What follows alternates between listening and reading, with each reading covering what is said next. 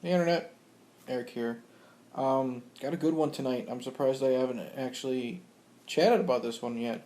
And I'm going to cut to the fucking chase. Tonight I'm talking about the original Ghostbusters from 1984, starring Bill Murray, Dan Aykroyd, Harold Ramis, Ernie Hudson, Sigourney Weaver, Rick Moranis, and Annie Potts. Um, Written by Aykroyd and Ramis, directed by Ivan Reitman. Everybody knows about fucking Ghostbusters. I really like that design of that DVD. If you're new to my channel, welcome. I do plot spoilers, but like I just said, this came out in '84. It's fucking Ghostbusters. Everybody knows about Ghostbusters. Anyway, the basic plot is Bill Murray plays Dr. Peter Venkman. Egon Spengler is played by Harold Ramis. Dan Aykroyd plays Raymond Stantz. And they're three college professors, or they work at the local college. And I don't know if it's the actual University of NYC or whatever. Um, but they're in the paranormal field. They study ghosts. Venkman is in like the psychic field or whatever. Lose their funding, lose their jobs, they're kicked out. They go into this ghost hunting for hire business, rent out, an abandoned firehouse, hire Annie Potts, who is Janine, as the receptionist. Um, like I said, they go on this ghost hunting for hire business. Eventually, they meet up with Dana Barrett, who is played by Sigourney Weaver. Her apartment is being haunted. Like her eggs are popping out of the cartons and cooking on the counter in a great effect. There's a demon that's inside a refrigerator. And as we meet Dana Barrett, Dana Barrett is also a would-be love interest for Peter Venkman. And a wannabe love interest for Louis Tully, who is wonderfully played by Rick Moranis. And Rick Moranis, basically, it's like Seymour Krelborn from Little Shop of Horrors. Anything you've seen Rick Moranis in, he plays the lovable dork. He's trying to get with Sigourney Weaver throughout the whole movie. She's always turning him down, type of thing. Eventually, Louis and Dana are possessed by spirits, and there is a union, between them creates Zool, which is the main antagonist of the film, the spirit. Brings about the Stay Puft Marshmallow Man that we see here, and it's up to the Ghostbusters to save the day. Oh, and did I say Ernie Hudson plays Winston Zedmore, who is not a professor. He's just an everyday guy, literally sees the ad in the newspaper and is looking for a job. Now, first off, the comedy here is so crisp. You got Dan Aykroyd being the lovable, childlike guy. Bill Murray is the perfect deadpan. Harold Ramis is a perfect, smart-ass nerd. And the perfect example of this is when they want to rent out the firehouse where they live. And they're all three are walking with the realtor, and she's trying to give her biggest spiel. And Venkman's just, talking to her, feeding her lines of bullshit. Egon says, it should be condemned. And then right as Egon says it should be condemned, you get Ray on the second floor yelling down from where the fire pole is. He says, "Wow, this is great." Slides down the pole, says, "Wow, have you guys checked out or tried this pole? It's fantastic. We got to sleep here tonight." So he's like a little fucking kid. So that's a great scene of showing the different personalities that we're going to deal with. Ernie Hudson is great, like I said, as the everyday man, just looking for a job. You see, and he's not in for the first 45 minutes. Eventually, you see him walk up to the Ghostbusters firehouse with a newspaper in his hand, the want ads, and he goes to Janine, and Janine is giving this whole spiel. Do you believe in the Loch Ness Monster, Bigfoot, apparitions, blah, blah, blah. And he says, you know what?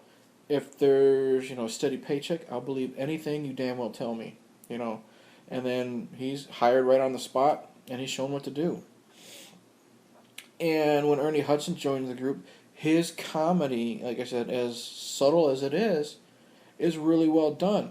There is a scene that everyone knows about called the Twinkie scene, where Egon is talking to everybody about how big the spiritual force is right now in New York City, and he pulls out a Twinkie. He says, take this Twinkie and it'll be like 14 city blocks and 25 stories high or something like that. And Ernie looked just straight at him. He says, wow, that's a big Twinkie. You know, subtle things like that. Special effects are really good here, especially for 1984. They are dated, but for 1984 special effects, they're pretty damn good. I love the way the lasers look when they come out of the proton packs. I love the way Slimer looks. Everyone knows who the fuck Slimer is. There's not a picture of him. Google him. I love, he's this gigantic, like, he looks like a floating green turd who eats everything, but he's really likable, but disgusting. He's the first ghost that they capture, and, it gets their name out. They're in this hotel that's being haunted, so they capture him, but I like the way they look, and that whole sequence is great, because they've never tested these proton packs before. There's a scene where they're in the elevator, and they're going up, to the floor that Slimer's on, to the ballroom, and they make a joke about how why are we scared? We're just basically have a thermonuclear reactor on our back, and Dan Aykroyd says, "Switch me on," and I think Peter or Egon flip the switch, and you hear the like it charging up, and you slowly see Egon and Peter walk as far away to the side of the elevator away from Ray as they can. So like I said, little subtle comedy. Eventually they capture Slimer, and another subtle comedy. And this movie's so quotable. They kick down the door, and Peter Venkman says, "We came, we saw, we kicked its ass." And this whole spiel between them and the hotel manager of how much it's going to cost. Like, Ray's giving the spiel, and he says it's going to cost $2,000. But then he looks at Egon, and Egon's scratching his face with 3 fingers. And he says, actually, it's $3,000, but we'll give you a discount, stuff like that. And then the guy says, oh, $3,000? I won't pay it. So he says, oh, okay, we'll put it back in there for you. Like I said, the comedy is great. I mentioned the special effects. There's some animatronics in here. Eventually we get some like devil dogs or hell dogs, whatever they're called, which are these gigantic, evil-looking, doggish creatures. And for the most part, it's like I said, animatronics, for the close-ups. And I believe I don't know if it's claymation or just stop motion. For the most part, it's really good. Now, there's a scene where one of the dogs jumps out of Lewis's closet during, he's having like a get-together, and it jumps on the table, crushes the table. The green screen there, or blue screen, or whatever the fuck it was, is very, very fucking noticeable. So, that doesn't hold up. However, in the end, we also meet the Stay Puft Marshmallow Man, who is the form of the Destructor. And that's just a man in a suit. And what I love about the Stay Puft Marshmallow Man is you got this cute little guy. He looks all nice and cute and friendly like that, but he's walking around destroying the city. And it's again up to the Ghostbusters to stop it. And what's great is, while all this is happening, Peter Venkman, Bill Murray still has his little one-liner. She's like, wow, this guy's a sailor. He's in town. We get him laid. Everything will be good. So it's great. I'll also talk about, Rick Moranis. He's just a dork. He's likable, but he's a dork. Sigourney Weaver here. Sigourney Weaver plays it real straight in the very beginning. She's very afraid of what's going on in her apartment. She meets the Ghostbusters. She's not sure what to believe. And then she meets Peter Venkman. And Peter, obviously, he's fallen in love with her, trying to get to her, trying to impress her, trying to be the lovable dork. And she thinks he's just that. She thinks he's a dork, and she's pushing him away. But eventually he keeps following her, and she falls for him. And they show Sigourney and Bill that they have a great chemistry together that makes you believe that they could really be a couple. And what I like is, I mentioned earlier, when they get possessed, Sigourney and Rick Moranis. Rick Moranis is still just kind of a dork, but Sigourney does this whole personality change. She's very sexual in nature. She's very, bestial. Like, she's always like, flaring her teeth and making, guttural sounds as well, while telling Peter, I want you inside me. So it's going back and forth. She does a lot of different acting. And then also while they have her floating above her bed. And it's really, really cool. I love the way a possessed Sigourney Weaver works with Bill Murray, trying to play it straight, trying to figure out what's going on with his would-be girlfriend, because I believe this happens, on a date, or right before a date. And they eventually find out that Sigourney Weaver is possessed by a character called the Gatekeeper. Louis Tully is possessed by the Keymaster. And how do you open up a gate? You put a key in it. So eventually, it's, insinuated. Eventually, Louis and Sigourney meet up. They kiss. I think they have sex. It's shown off screen. And then that's what causes Zool, this woman humanoid ghost, to try its best to destroy the Ghostbusters and take over New York City. Now, there's a lot more to this than you would think of a comedy called Ghostbusters, but everything fits so perfectly, so fantastic. It's like every single one of these things is the perfect piece to an overall gigantic puzzle. And you start out in the very beginning just getting like the corner pieces, and eventually the build-up, you get the side pieces, and by the end of the film, you have the middle. And it just, once that movie ends, you're just like, wow, that was fantastic. I didn't mention, there is a side plot where we meet the Ghostbusters antagonists. And the antagonist is a man named Mr. Peck. And Mr. Peck works for the EPA.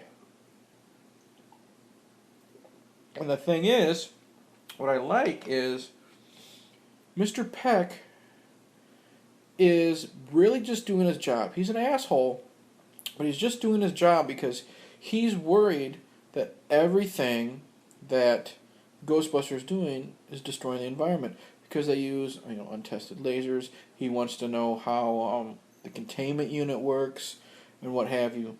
So eventually he goes in, shuts off the containment unit, and that's what frees all the contained ghosts in a wonderful sequence where you see Slimer flying around. You see a lot of CGI ghosts, pretty good CGI ghosts for 1984. You see some live action ghosts. There's a really cool rotting skeleton that's driving a taxi cab. And the thing is, you see more of Peck as this is going along, and one of my favorite scenes is when they're in the mayor's office, and they're explaining to the mayor what's going on, and Peck is, yelling at these guys, at them, to the mayor, and saying, what happened. Dan Aykroyd says, everything was going fine until Dickless over here turned off the containment unit. And then the mayor looks straight at them and says, is this true? And then before Mr. Peck has a chance to respond, Bill Murray's like, yes, it's true. This man has no dick.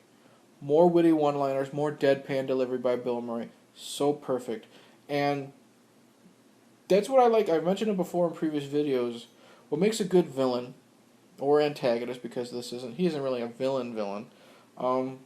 They have to, what they're doing, they truly believe what they're doing is right. And that's what I like about Peck here. He's an asshole, but he's doing his job. He's doing exactly what he thinks needs to be done. He thinks the Ghostbusters are carrying around unsafe material, unsafe equipment, which they are. And he's trying to shut them down because he's afraid, it'll cause all this problems for the environment or whatever. It's a great side story. Love Annie Potts. Love Annie Potts as the receptionist who's in love with Egon. And I think Egon knows this, but he just kind of brushes her off because she's always asking him out on dates and saying this and that. And it's really great. I really like it. So, like I said, everything. Great soundtrack. Not just the goofy, stupid theme song by Ray Parker Jr. that we all know. You hear it every fucking Halloween. But I can't think of any of the titles of all the other songs, but there's a couple montages where there's, catchy songs playing while they're running up and down New York City catching the ghosts. While, Casey Kasem is talking on the radio, and you got Larry King discussing them. what's going on. And it's just so much fun. It's a fun movie. There's some hints of scariness in this, like in the very beginning when they meet the ghost in the library. And it's just this little old lady, reading books. Because the movie starts out with this fantastic sequence where like a librarian is walking through the library and books are coming off shelves just floating back and forth, and the card catalog is shooting up and down. She's scared by a ghost. And then the guys go there and they see it's like this old lady. And they're wondering, how the fuck do we get her? So basically they come up with the idea of charging her. So they run, they say get her, and they run towards her, and she morphs into this disgusting, creepy, scary looking ghost with wind blowing and everything, and it's frightening, and it's really, really cool. So this movie has everything. It's got some drama. It's got comedy, because this is a comedy movie. It's got the horror element, because there are some frightening images. And it's really well done. The scene where Dana is in her apartment, and her chair, just like this, comes alive with hands pinning her down all over, including one that grabs her boobs, which I think is unintentional, because I think you actually see Sigourney Weaver kind of moving it. But it grabs her and it turns her, and her kitchen door opens up, and you see one of those fucking demon dogs, and she just moves. She's pulled into the kitchen as the door slams shut.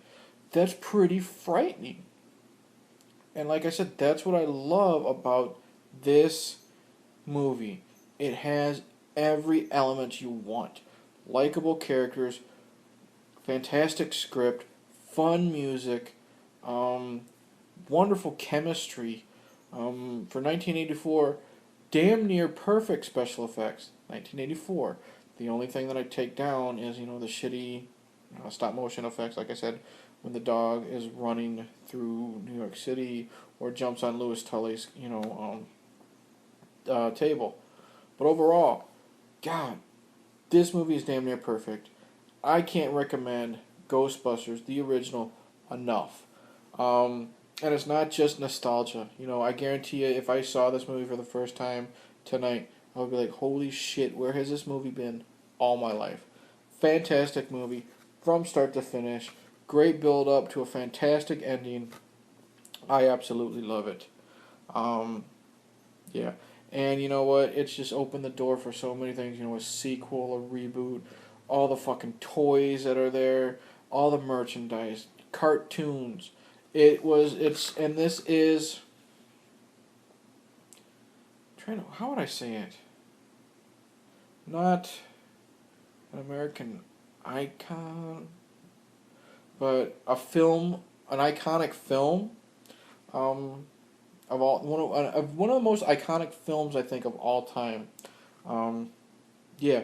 Once again, can't praise Ghostbusters enough. If you're one of two people that hasn't seen this fucking film, go see it right now. And that you could put that on the poster. Go see this fucking film right now. Yeah. So there you go. Thank you for watching. Please like, subscribe, tell people if you want to about my channel. Check out my other videos. Hopefully, interact with the comments below. Love interacting with people. Whether you agree with what I say, disagree with what I say.